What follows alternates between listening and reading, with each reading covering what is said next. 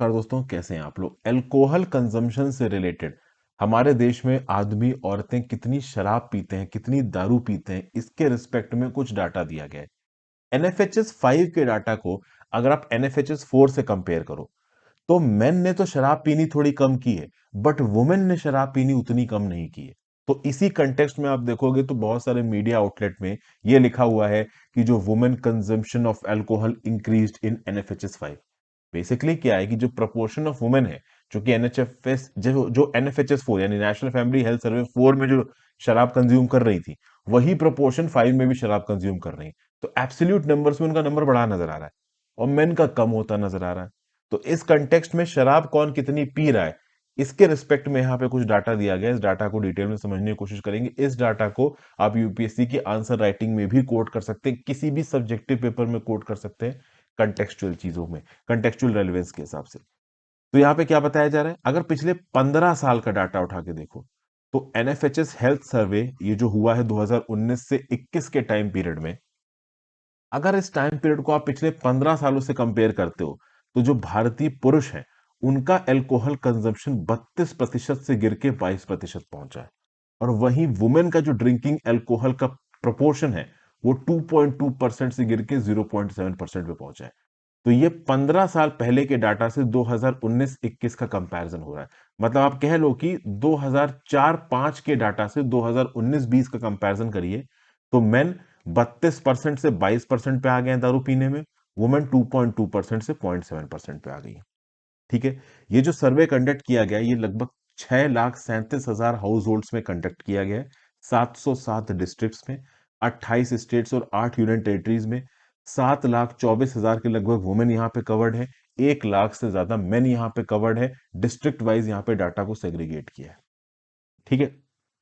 अब अगर हम एज का ब्रेकअप देखें तो एनएफएचएस 5 के डाटा के हिसाब से 15 से लेके 49 साल की आप कह लो एज ग्रुप में जो वुमेन है जो कि शराब पीती हैं, लगभग 17% वुमेन शराब ऑलमोस्ट डेली पीते हैं और लगभग 37% है जो कि एक हफ्ते में एक बार पीती हैं।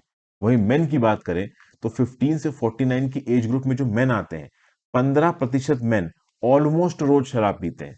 43% शराब एक हफ्ते में एक बार पीते हैं और 42% एक हफ्ते में एक बार से कम पीते हैं। तो मतलब वंस इन अ वीक पीने वाले 43% मैन है, रोज पीने वाले 15% मैन है और एक हफ्ते में एक बार से भी कम पीने वाले 42% मैन है। तो लगभग 100% हो गया यहाँ पे।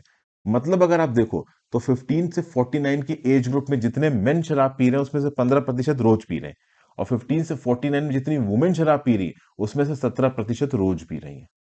और फिर वो मैटर जो कि मैंने आपको शुरू में बताया था, एनएफएचएस 4 जो कि हुआ था 2015-16 में और एनएफएचएस 5 जो कि हुआ है 2019-21 में। तो 2015-16 से लेके 2019-21 के बीच में जो प्रपोर्शन ऑफ मेन शराब पी रहे हैं, दारू पी रहे हैं, वो गिरा है। 2015-16 में 29% मेन शराब पी रहे थे, 2019-21 में 22% मेन अल्कोहल कंज्यूम कर रहे हैं। वहीं पे वुमेन की बात की जाए तो वुमेन का प्रोपोर्शन ऑलमोस्ट सेम है। ठीक है ना। वुमेन के प्रोपोर्शन में कोई खासा चेंज नहीं आया है। अच्छा, कौन से स्टेट में वुमेन सबसे ज्यादा शराब पीती हैं? तो अरुणाचल प्रदेश में लगभग 18% वुमेन शराब पीती हैं। सिक्किम में लगभग 15% वुमेन शराब पीती हैं। कर्नाटका में केवल 0.3% वुमेन शराब पीती हैं। ऑल इंडिया अगर आप देखो तो लगभग 1% वुमेन शराब पीती हैं। और कर्नाटका की अगर आप बात करो तो कर्नाटका में वुमेन तो 0.3% शराब पी रही है, मेन 23.1% शराब पी रहे हैं। और पूरे देश में मेन कितनी शराब पी रहे हैं? लगभग 22%। फिर मेन का प्रोपोर्शन देखा जाए तो गोवा में मेन सबसे ज्यादा शराब पीते हैं, 59% मेन गोवा में शराब पीते हैं। अरुणाचल प्रदेश में 57% मेन शराब पीते हैं। तेलंगाना के अंदर 50% मेन शराब पीते हैं। लक्षद्वीप में केवल 1% मेन शराब पीते हैं।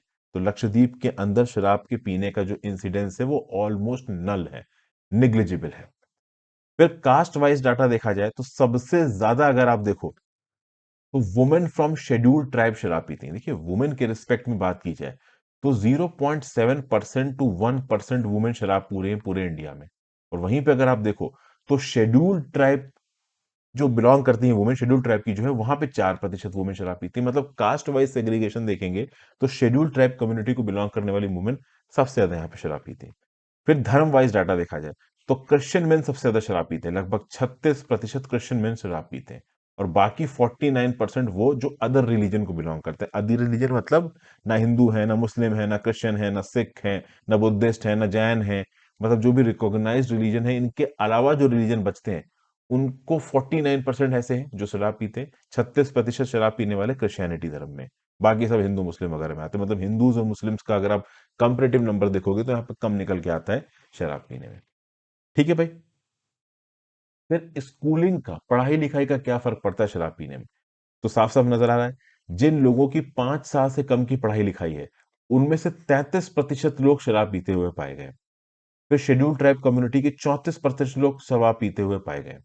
और 35 से 49 एज ग्रुप के 30% लोग यहाँ पे शराब पीते हुए पाए गए। अब ये जो ओवरऑल स्टडी कंडक्ट हुई है एनएफएचएस 5 से, इससे हमको कुछ स्पेसिफिक डाटा मिल जाता है शराब पीने के रिस्पेक्ट में। तो ऑल इंडिया 2019-21 में आप देखोगे लगभग 22% मेन शराब पी रहे हैं, और आप कह सकते हो कि लगभग 0.7% से 1% के बीच में जो वुमेन है वो यहाँ पे शराब पी रही है। सबसे ज्यादा वुमेन कहाँ पे शराब पीती है? तो अरुणाचल प्रदेश में और सिक्किम में। अरुणाचल प्रदेश में 18%, सिक्किम में 15%। और सबसे ज्यादा मेन कहाँ शराब पी रहे हैं? तो नंबर 1 पे आ जाता है गोवा। इंडिया के अंदर मेन 59% मेन गोवा में शराब पीते हैं। एनएफएचएस 4 से कंपैरिजन करेंगे तो जो 2015-16 के रिस्पेक्ट में 2019-21 में शराब का इंसिडेंस मेन में 29% से 22% गया है, और फीमेल्स की अगर आप बात करो तो उसमें ऑलमोस्ट सेम रहा है। तो ये कुछ स्पेसिफिक डाटा है, वो याद रखिएगा। अब नीम हंस नाम का एक इंस्टीट्यूट है, इसके डायरेक्टर हैं प्रतिमा मूर्ति। इनका ये बोलना है कि अगर अल्कोहल कंजम्पशन एक लिमिट से ज्यादा करता है कि इंडिविजुअल, तो ये अल्कोहल कंजम्पशन उस इंडिविजुअल के डीएनए में कुछ इरिवर्सिबल चेंजेस करता है, और इन चेंजेस को रिवर्स करना ऑलमोस्ट इम्पॉसिबल हो जाता है। फिर एक पॉइंट यहाँ पे और बता, मतलब शराब आपके जेनेटिक चेंजेस को एग्जीक्यूट कर सकता है, और ये जेनेटिक चेंजेस किस प्रकार से आपकी बॉडी को अफेक्ट करेंगे पता नहीं। ये कैंसर कॉज कर सकते हैं आपकी बॉडी में, आपके आने वाली जनरेशंस को कमजोर कर सकते हैं, कुछ भी कर सकते हैं। प्लस ओवरऑल ये जो मेन के अंदर 29% से 22% इंसिडेंस नजर आया है एनएफएचएस 5 में 2019-21 में, इसकी एक वजह ये भी हो सकती है कि कोविड-19 का जो लॉकडाउन लगा था ना, उसके चलते मार्केट में शराब की अवेलेबिलिटी कम हो गई थी। तो हो सकता है कि इन मेन को शराब का एक्सेस ना मिल पाया हो, इसलिए ओवरऑल शराब पीने वाला नंबर हमको थोड़ा कम होता या नजर आ रहा हो। This is very much a possibility. तो इसका मतलब ये नहीं है कि 2019-21 में मेन जो शराब पीने वाले हैं वो कम हुए, मतलब शराब पीना कम हुआ है। शराब पीना कम नहीं हुआ, हो सकता है कि कोविड-19 में जो सप्लाई चेन शॉक्स लगे थे, लॉकडाउन लगा था, उसकी वजह से भी शराब अवेलेबल ना हो पाई हो। ठीक है ना भाई। फिर ओवरऑल एक स्टडी थी नीम हेंस के द्वारा जो कि पिछले साल American journal of medical genetics में छपी थी। इसका यह भी बोलना है कि एक इंडिविजुअल अगर बहुत अर्ली स्टेजेस से शराब पीना शुरू करता है तो उसकी बॉडी के ऊपर उस अल्कोहल का जो इफेक्ट है वो बहुत प्रोनाउंस्ड होगा, बहुत लॉन्ग टर्म होगा। और शुरुआत से ही अगर आप अल्कोहल पीना शुरू करते हो तो आपके ब्रेन डेवलपमेंट और ब्रेन मैच्योरिटी में भी जो अल्कोहल है वो रोड़ा डाल सकता है, आपको पता भी नहीं चलेगा, और कहीं ना कहीं आपके ब्रेन डेवलपमेंट के साथ ये इन्फ्लुएंस कर जाएगा। तो यहाँ पे हमने शराब के कुछ निगेटिव साइड इफेक्ट्स को देखा है, खासकर एनएफएचएस 5 के रिस्पेक्ट में जो डाटा निकल के आ रहा है शराब का, compare to NFHS 4, compare to last 15 years, वो मैंने यहाँ पे आपके साथ डिस्कस किया। आई होप आपको वीडियो पसंद आई हो दोस्तों। वीडियो को लाइक और शेयर करके जाइएगा, इंस्टाग्राम पे फॉलो कर लीजिए। यहाँ पे जो मैंने स्टैटिस्टिक्स आपको बताए हैं एग्जाम्स पर्सपेक्टिव से आपके लिए काफी इंपॉर्टेंट है। Thank you for watching friends. ज्यादा से ज्यादा लोग साथ वीडियो को शेयर करिएगा। अपनी व्यू पॉइंट नीचे कमेंट बॉक्स में देके जरूर जाइएगा, और if possible friends click the join button and super thanks button. Have a great day friends, goodbye, ध्यान रखिए अपना, पढ़ते लिखते